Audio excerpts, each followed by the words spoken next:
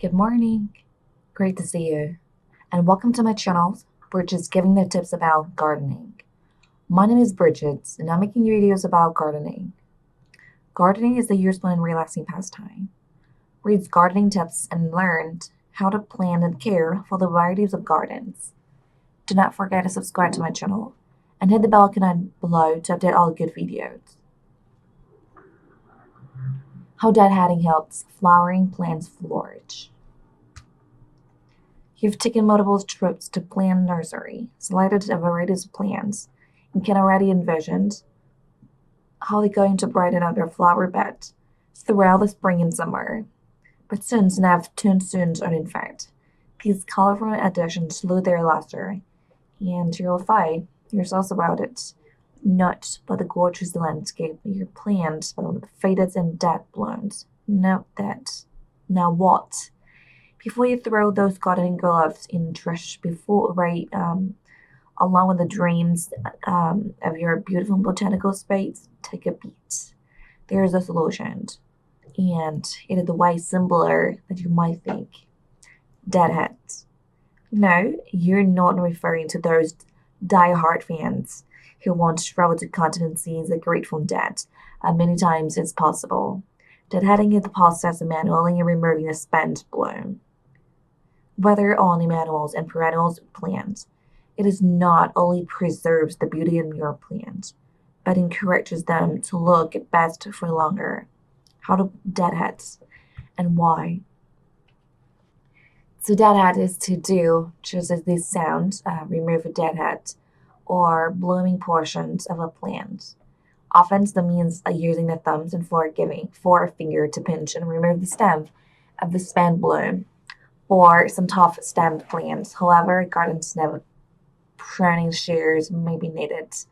A sprawling mass of ground cover can be even deadheaded with a careful sweep of somewhat indelicate garden tools such as a weed eater.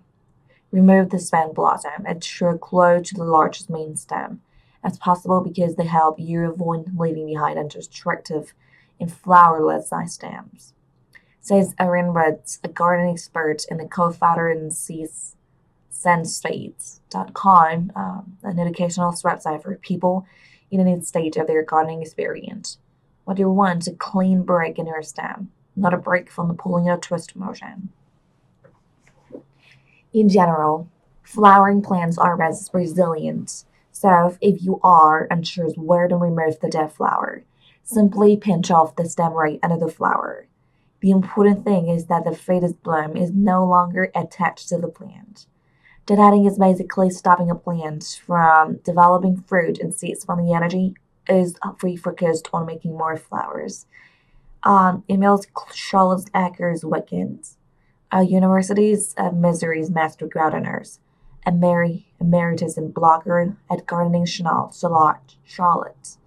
After the plant blooms, it usually suspends the process of making new flowers, so it can pour the energy into the farming seeds.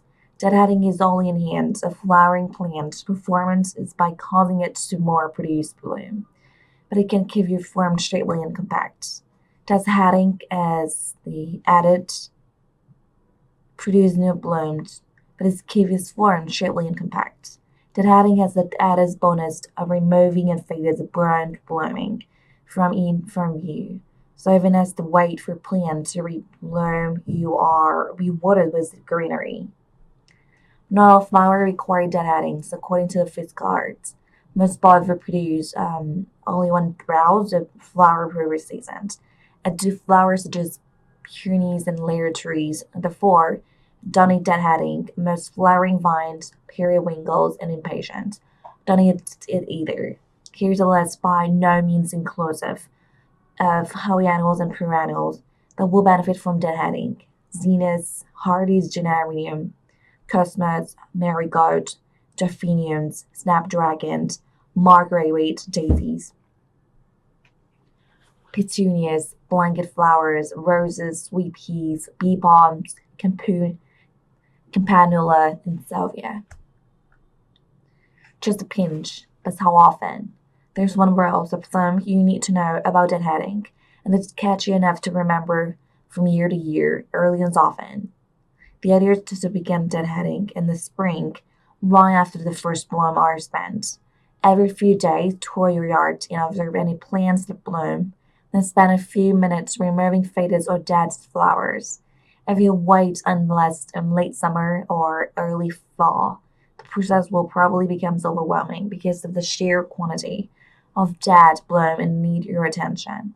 Annuals flowers that need to be replanted every year, and perennials flowers that live more than 2 years will produce more flowers if they are deadheaded on a regular basis, says garden designer Joanne von Berger from grahamsgarden.com in an email.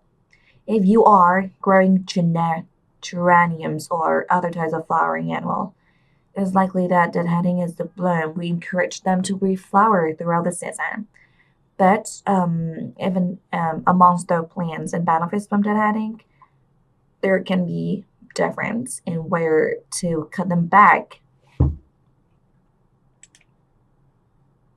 If you are growing geraniums or other types of flowering annuals, it's likely that deadheading the blooms will encourage them to reflower throughout the season.